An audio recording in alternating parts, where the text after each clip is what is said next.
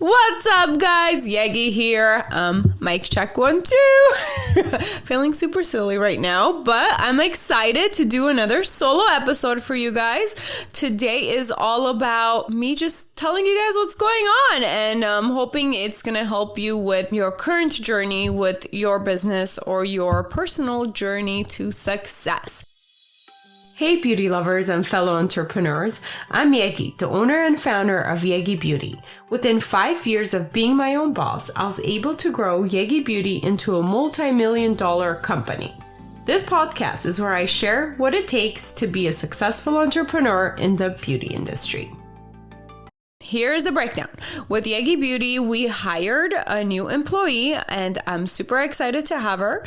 Hopefully you guys will get to engage with us on social media soon again. That's our goal, to try to be active again. We had a lot going on with the holiday season, a lot of changes, a lot of me trying to figure out, okay, what direction do I want to take the business in now? And we'll talk a little bit about that in this episode. Even with business, just like with life, there's always ups and downs. There's good momentum, and then there's times where we kind of go slow and steady, regroup, redirect, and do all that good stuff. So I feel like this past year, maybe even more than a year, we were kind of in a transitional period, kind of figuring out kind of how to be after COVID, maybe? I don't know, not necessarily maybe after COVID, but a lot of things have changed with the way people want to do business too, and also with how I want to do business. And also, being a parent too, it's been a good challenge to balance all of that all together. So as the business grew throughout the years, we had also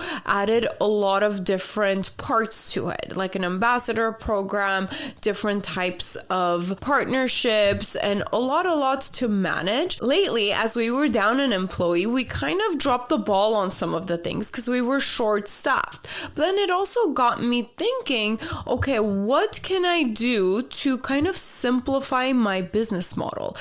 Something in me wanted to kind of simplify things. I wanted less things to worry about and less things to manage, but obviously still doing good business and providing good service for our customers. So that's when I really started analyzing and thinking about, okay, when I first started the business, what was working well? Because when I initially started, again, it was pretty much just me and, again, a very tiny team, and everything was going great. And what really hit me is that in most businesses, there's probably up to 3 top things that we do that really works. And that's the big chunk of what brings in business, or that brings in the profits.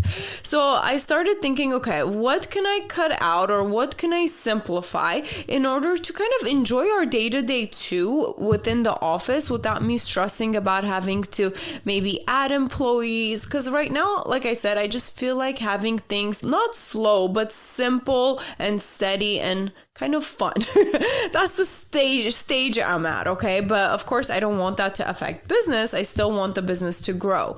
So that's where we're at, and I decided that the best way to do this is to simplify. Cut out all the little extra projects or activities that we're doing within the business that's not really a game changer, and just focus on our top 3 things that we do that we know earns business. And for us, when I sat down and I analyzed, a lot of our business does come with networking and doing social media in order to spread the word about our branding. So that's kind of where we're at currently. We're going to try to push on our social platforms, try to do more organic marketing. I've cut out a lot of our paid ads just to kind of, I don't know, it's kind of fun to test out and see what happens if I don't spend extra money on Google ads or Facebook or whatever. So I want to try a lot of different things and see where it takes us. So that's kind of where we're at. Simplify, and keep things super organic.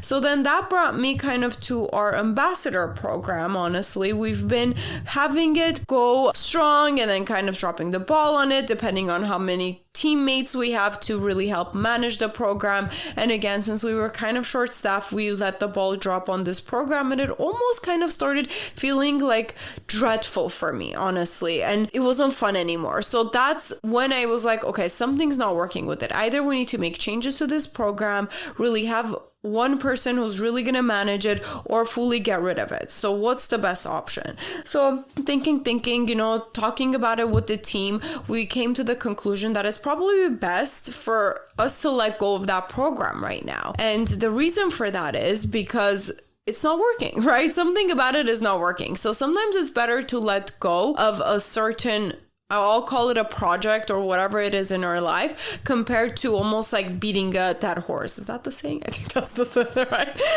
Anyways, so I hope you guys get a good takeaway from this and really sit and analyze what you're doing in your personal life, in your business that is really not working for you, and really either cut it out, super simple, or adjust it. Because if we pay attention to our daily activities and really focus on the things that are not working for us, there's no way we're going to be successful at it. And another thing that I had to remind myself recently too is if we really have a desire to get something done, that thing is going to get done. So we need to really sit down and think about, what do we really want out of X, Y, and Z, right? If it's our business, if it's our personal life, if it's our morning routine, what do we really want out of it? And if it's something that we really desire and are inspired to do so, then it's going to be way more likely for us to get it done. And if it's not, the real question is why? Like, why do we feel like we have to do that? Right? Another good example is, let's say, posting daily on your Instagram account if you're a business owner. Why do I have to do that? Okay, somebody says, oh, you have to be active all the time. You have to do 3 posts. But does that really work? Is that really the same cookie cutter approach that's going to work for everybody and every business? And I've came to the conclusion that it's not. And it's really not that big of a deal to do whatever works for you. And that's kind of how my YouTube channel had worked in the past. I never cared about growing the following or having it such a burden where I feel like, oh, I have to post 1 video a week. I was posting mainly maybe 1 video a month, and still organically things flowed. The subscribers still grew. The quality was there because my heart was in it. When I was doing it, I was ready and I was having fun with it instead of just pushing and being stressed about having to get something done. Yeah, so that's kind of where I'm at with the things that I want to get done with the business and with my personal life, to really just go with the flow and really slow it down and simplify to the things that I really want to do. And I think ultimately that energy kind of shows and it flows with your business and your personal life and your success, and the people that you're attracting to the things that you're doing really kind of oozes out. So if you're doing stuff with passion and with your whole heart and you're having fun with it, that's really when that thing becomes successful. The moral of the story for myself and for all of us is, don't force anything, right? There's no one way of doing it. See what works for you and do that. And another good example was, I was working with one of our lash educators. This was a couple years ago, and she was really adamant about having like a really good, successful morning routine because, that sets us up for the whole day. And then she was so stressed that she couldn't get the meditation part down. And, we keep hearing how important it is, like, to quiet down, to silence our mind, to meditate, to do all of that. Yes, that's great. But if it's not working for you, or at the moment it is causing you stress instead, why are you going to force that routine into your daily life? If I'm happier just having a walk in the morning and reading my book or my magazine in the morning for 10 minutes, then I still have a beautiful, nice day and I'm happy. Why not make that my morning routine? Why do I have to follow what other people are doing, right? So I'm all for trying new things, but I'm all for kind of not caring about what other people are doing or saying and finding what works for you. There really is not one way for you to be successful in your personal life or in your business. And I think once we accept that and be true to ourselves and really go with our instinct and our gut feeling of what we really want to do, then that's when everything will start working. Again, the key item with this is first stopping, slowing down, and simplifying and thinking about what you exactly want to do, but then taking action. That action part is really, really what's going to be the game changer. And just do one thing at a time. You take one action, focus on that one thing first. Don't think about anything else. And then once you're done with that, you do the second step. And I want to say for this past month and a half, I've kind of been doing this. This has been my project to slow down, simplify, cut out things, even like programs or expenses, everything that I don't really need. I've been simplifying for my personal life and from the business to really just kind of also clear the slate and time and energy and stuff that's been built up in my mind that I need to think about. And then I could focus on those few things that are really important to me and the business that's going to help us grow.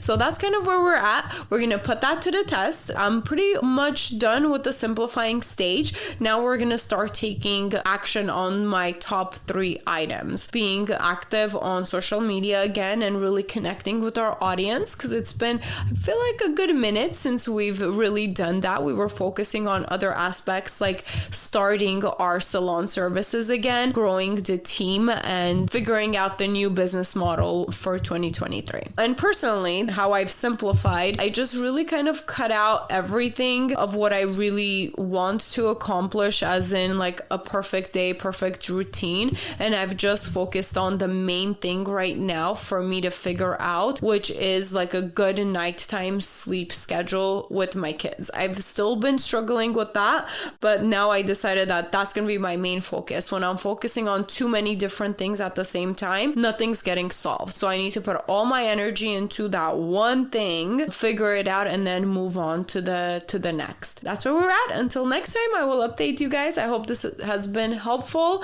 and let me know, comment below what you think and what you're struggling with and how you're simplifying. It's very interesting to connect. Bye.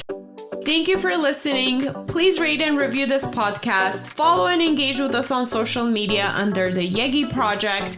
And if you're interested in being a guest, email info@theyegiproject.com. And don't forget to subscribe so you don't miss out on any future episodes.